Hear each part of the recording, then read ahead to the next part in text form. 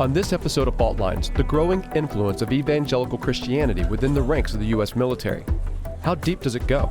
They see themselves as on a mission that is merging God with American powers. And we sit down with the former National Security Advisor, Brent Scowcroft, for his take on how this issue is affecting America's wars in Iraq and Afghanistan.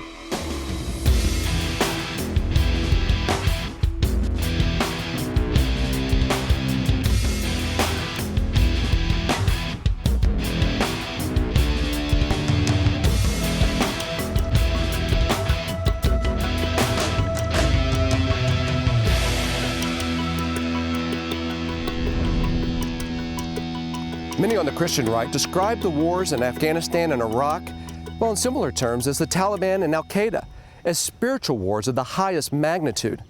Fundamentalists on both sides feed the fires of hate and racism to support their own worldviews. And some in the Christian right believe the U.S. is and has always been a Christian nation, and it's their God-given mission to return it to its fundamentalist roots. Critics say there's nowhere in which this drive for dominion is more imminent and to many more threatening than in the ranks of the U.S. military.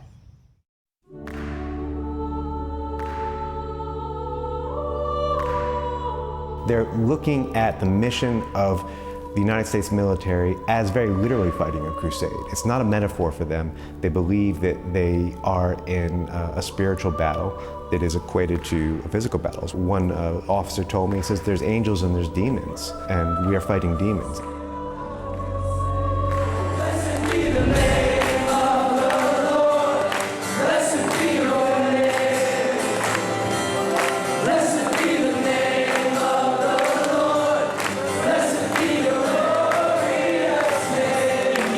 These people want to create a Christian state. That's not a secret. That is their goal. We have never seen a religious movement that has fused the iconography and language of American Christianity with the iconography and language of American nationalism. And that is a toxic and dangerous mix.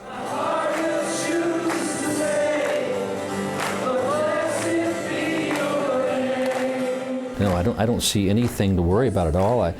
Is there increasing influence? It probably is, because when you look at the denominations in America that are growing, it's the evangelical denominations. They appeal more to young people, so you're going to have more evangelicals in the Air Force and in the military at large. The United States is unarguably a religious country. According to a Pew Forum survey, around 90% of Americans believe in God. Nearly 80% believe in miracles, and more than 50% pray at least once a day. It makes sense then that a majority of the U.S. military are Christian, by far the country's largest faith group. But some are worried that the military is being targeted by a fundamentalist form of Christianity that seeks to reclaim the U.S. as a Christian nation. So you got a parallel Christian media, where you leave tens of millions of Americans hermetically sealed within this ideology, so that they get all of their news, entertainment, spiritual guidance, everything comes through this distorted prism. And they did this on purpose, to create powerful institutional relationships that they could control. And the military is, the military and the courts, I would say, are probably highest on their list. Located in the heart of the Bible Belt near Columbia, South Carolina, Fort Jackson is the Army's largest basic training center. Roughly 45,000 troops a year come here for combat indoctrination training. Lord, we pray that your grace would On one recent Sunday morning, it seemed as if this indoctrination went well beyond military skills. Again, thank you and praise you in Jesus' name. Amen. It's caused me to get a hunger for God that I never really have experienced before in my life. I look forward to Sunday more than I ever have in my life. This week's worship was a concert by contemporary Christian musician Josh White. 4,000 camouflage recruits, skinny, exhausted, stressed, filed into the gymnasium. Emotionally threadbare, it didn't take long for the soldiers to break down. Arms crossed, hands raised, tears flowing. Now give the person next to you a holy hug, amen, a holy hug, amen, amen. Chaplains made it clear recruits didn't have to attend. So if you misunderstood what type of service this was, you just heard concert, we want you to know that at this time, if you would like to leave, but if you want to stay, you're more than welcome to stay. Amen? Amen. If recruits chose not to come, their alternative seemed grim. What happens if you don't come? I would sit in the barracks and clean. Clean the barracks? Yep. Across the armed services, 2,900 chaplains cater to the spiritual needs of soldiers. After the Vietnam War, many mainline Protestant churches backed away from the military, leaving a void filled by a profusion of chaplains who can be described as evangelical. It used to be that chaplains were assigned in terms of the percentages. You know, for instance, if 20% Episcopalian, then 20% of the chaplains were Episcopalian. And then that was changed by Reagan to just be Protestant. And the evangelicals mounted that campaign and mounted a huge campaign to create military chaplains. You can do an online degree to be a military chaplain, for instance, with Liberty University. Jesus Christ has already paid. Chaplains offer counseling to soldiers and administer to their spiritual needs. However, they're not supposed to proselytize, meaning try to convert others.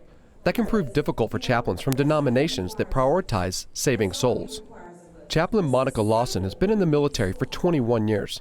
We're soldiers in God's army, so it's just our weapon is just different. You know, if we're Christians, our weapon is totally different. If you're another faith, whatever the word is that you're using, I don't carry a weapon per se, but my weapon is my word, and that's the word of God. God's Basic Training is an optional program for recruits at Fort Jackson. It's run by the Campus Crusade for Christ, a group that is active at military bases around the world. Our purpose for Campus Crusade for Christ at the Air Force Academy is to make Jesus Christ the issue at the Air Force Academy and around the world. It describes its strategic goals as evangelize and disciple enlisted U.S. military members throughout their military careers and build Christian military leaders to influence the nation for Christ. My vision is to reach the world through the Air Force. Why do we allow groups like Campus Crusade for Christ to be involved in boot camp at all? Why we allow them, I think probably because they asked to come on, and we allow free exercise of religion. We also allow free speech, and they're doing what they do in the soldiers' spare time. We're seeing kids come to Christ, being built up in their faith, and being sent out to reach the world. They're government-paid missionaries when they leave here. According to Department of Defense statistics, nearly 3/4 of all soldiers identify themselves as Christian. Religious groups say it's only natural that a large number of those will be evangelical. There's nothing wrong with being an evangelical. There's nothing wrong even with being a fundamentalist in the military. Plenty of them serve with dignity and honor. The difference that's happened in the U.S. military in the last years is people crossing that line between their own personal beliefs and saying, look, this is something I need to use my uniform to project to the world. The Military Religious Freedom Foundation is a group dedicated to protecting the freedom of religion for soldiers, to include what they call the freedom from religion. Evangelicals claim the foundation unfairly singles out Christians. Yeah, because they're the only ones coercing and harassing people and trying to recruit people into their belief system. Well, I've been in 32 years. I've never, ever witnessed a case of proselytizing, ever. Never heard of it. Al Jazeera has uncovered evidence that a group of evangelical Christian soldiers from the U.S. Army had Bibles specially printed in local Afghan languages and shipped to Afghanistan. Al Jazeera recently obtained video of soldiers at Bagram Air Base in Afghanistan discussing how to hand out Bibles in Dari and Pashto. So you cannot proselytize, but you can give gifts. In both Iraq and Afghanistan, General Order No. 1 for all troops is a prohibition against proselytizing. Yet in this television show, Travel the Road, that aired on the Trinity Broadcasting Network, a Christian channel, 2 missionaries in bed with the U.S. Army at Camp Phoenix in Afghanistan. This is the Bibles that we were giving away, and they're in the Dari language, and that's nice to see. They're really nice. These are the New Testament Bibles, so, you know, just a planting of the seed here, planting the seed of the Word of God. Soldiers brought the New Testament to Iraq as well, this time on the barrel of a tank, as seen in this official photograph released by the U.S. Marine Corps. If we took the number of instances in which a person approached equal opportunity office and reported in the United States, for example, that one religion, Christianity, for example, had been advanced to their dismay, then it totals about 50 over a 3-year period. So there may be some underreporting, but this tells me in an organization of 2 million that it is relatively rare. A retired chaplain who asked us to conceal his identity told Al Jazeera in an email, quote, "I am convinced that the military environment has become a petri dish for the growth and evolution of a religious dynamic that is contrary to our constitutional laws and stands in naked violation of what is meant by the separation of church and state." This matters because it's changing the whole tone of the war. It is confirming for those who want to see it this way that this is an American crusade. One American Air Force general told me, who is very opposed to this stuff but is powerless to stop it. He said, we are confirming everything the enemy says about us. We are giving the Al-Qaeda and Taliban the most perfect recruiting tools they could want. And we're trampling on our own constitution. There are over 25,000 Department of Defense leaders working in the rings and corridors of the Pentagon. This video, titled Christian Embassy, was widely criticized because it was filmed in the Pentagon and included interviews with uniformed officers, including 4 generals. The video was produced by the Campus Crusade for Christ. Through Bible studies, discipleship, prayer breakfasts, and outreach events, Christian Embassy is mustering these men and women into an intentional relationship with Jesus Christ. GQ magazine recently broke a story about the intelligence reports that then Defense Secretary Donald Rumsfeld personally delivered to President Bush. Each day's report began with a militaristic quote from the Bible. We're not talking about a few fringe guys, a few marginal characters. These were top commanders in the U.S. military, openly flouting the First Amendment, openly expressing contempt for other religious traditions, and openly talking about the wars in Iraq and Afghanistan as Lieutenant General Bruce Pfister puts it, a spiritual war of the highest magnitude. And they were doing this on the record. For example, Major General Johnny Weeda was the Commandant of the Air Force Academy, and he made the National Day of Prayer service there exclusively Christian. Now he's been promoted to Deputy Chief of Staff, U.S. Forces Korea. Major General Robert Castleman told cadets in a speech that they were all God's children, and that was why he respected them. Castleman is now commander of the 25th Infantry Division. Lieutenant General Robert Van Antwerp said on a worldwide broadcast of a Christian rally that the baptism of 700 soldiers under his command was evidence of the Lord's plan to raise a godly army. Van Antwerp is now the Army Chief of Engineers. I want you to put your hand together and welcome this American Hebrew Lieutenant Colonel Chaplain Brian K. Waite. And then there's Chaplain Brian Waite, who's appeared in uniform at a rally for the Revival Fires Ministry for 3 years in a row with televangelist Cecil Todd. The hunger and thirst for the Word of God that God produces in the hearts of men and women, and they couldn't get enough of these. Waite also wrote a book calling for an American jihad against the evil of Islam. Waite remains an active duty chaplain in the U.S. Navy. Well, I don't justify those actions for one thing. I can say that they're not typical of America's military, that we want people who join the military. In fact, our Constitution promises that when you join the military, you can still practice your faith. We want people to be able to practice their faith. But to offend somebody else's faith, or to disrespect somebody else's faith, or to in any way imply that our faith is the official faith of the United States military or of the United States, entirely inappropriate and entirely wrong. Occasionally, we have had instances in which one might make their religion more visible in official capacity than we would prefer, and at that point then we take appropriate action and coach. But no, I don't see the U.S. military as a Christian military, rather as a diverse military. From their perspective, though, can you see how it looks like a religious war? I could see how they would look at that, and certainly there are religious components of the ongoing war. I mean, you can't understand the compassion, the passion of the terrorists, for instance, apart from some sort of a religious motivation. And what's Obama's administration doing about this? Nothing. Absolutely nothing. It's been a real disappointment, I think, for people who were watching fundamentalism and people who were also, frankly, listening to his campaign promises. There's enough Christian power in America. It doesn't matter whether you have a Republican or a Democratic administration. This is an enduring base. The First Amendment to the Constitution protects free speech, free press, and the free exercise of religion for all Americans. But this issue has consequences that stretch far beyond U.S. borders. The First Amendment matters to an international audience because in as much as there's any kind of break on American empire, it's that. When the First Amendment starts eroding in America, as it already has, we don't have a culture of free expression, we don't have the power of dissent, we don't have the power to end wars. When you have a country that has the military power of the United States, and you reduce its military and civilian leadership to a level understandable by children, that it's us and them, that it's good and evil, unless we develop another paradigm, unless we recognize that there are other legitimate ways of being, there are moral systems as valid as our own, we are going to become very frightening. In essence, children with bombs.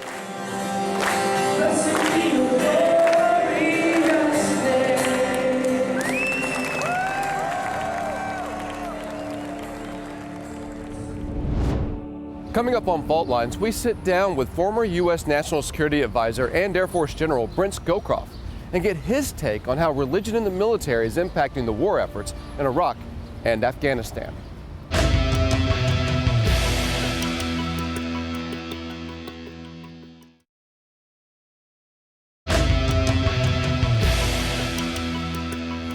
Welcome back to Fault Lines. Brent Scowcroft was a national security advisor to 2 presidents, and his 29-year career in the military saw him rise to the rank of 3-star general, lieutenant general. We're going to sit down with him and ask him what he thinks about this religion in the military issue and how it's impacting the U.S.'s wars in Iraq and Afghanistan. Have you seen this as a trend, that this kind of rising evangelical thing within the military? Well, I've read about it. I've read about it especially at the Air Force Academy. I don't know how serious a movement it is, but it is of concern to me. We uncovered video of soldiers in Afghanistan receiving Bibles from America in Dari and Pashto to pass out to locals. Other video of missionaries embedding with U.S. troops. Many in our viewership, and our viewership of course goes across the Middle East and Afghanistan, see there's a religious component to the U.S. wars in their regions. What do you think about that? Well, if there is, I'm not aware of it. And I would be very surprised if that were true. Missionaries embedded with the troops, I find a very unusual statement. Believe it or not, General, this isn't video that we just uncovered. It was actually on the Trinity Broadcasting Network on a television show called Travel the Road, about 2 missionaries that go around the world to these dangerous places, saving souls. And there are 3 episodes. Well, they may go around saving souls, but they're not embedded with the troops. There are 3 episodes where they're embedded with troops at Camp Phoenix, a unit from Oklahoma. So it's not like secret video, entire episodes dedicated to these units. I will find out. I'm not aware of it, and I would find it very surprising. But I think I started this story as a bit of a cynic because I was a Marine for 15 years, and the more evidence I saw, the more it seemed like this is throughout the military, not just the Air Force Academy. Look, there's an evangelical movement in the United States. There's no question about that. And it would be surprising if it didn't have elements in the military as well.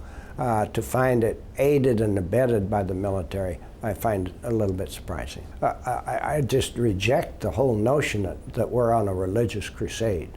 And I think the American people would be astonished to hear that, as would our Secretary of Defense.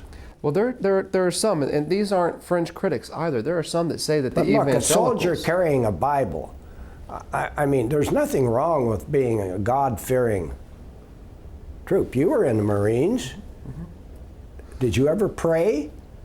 You ever in combat? No, and yes. You know, it's a pretty desperate place. And reaching out for God is not an alien, barbaric notion. Changing subjects. Thank you. Osama bin Laden calls the U.S. led wars in Iraq and Afghanistan crusades. He specifically uses, crusades in his speeches. Should the U.S. do something to counter that dynamic? Yes, I guess I think we can. I think we're fundamentally there to help the region, not as an imperial power, not as a crusade, not to remake them. And I think that that's the image that we need to convey again. That's interesting. Do you see America as an empire? Only by accident.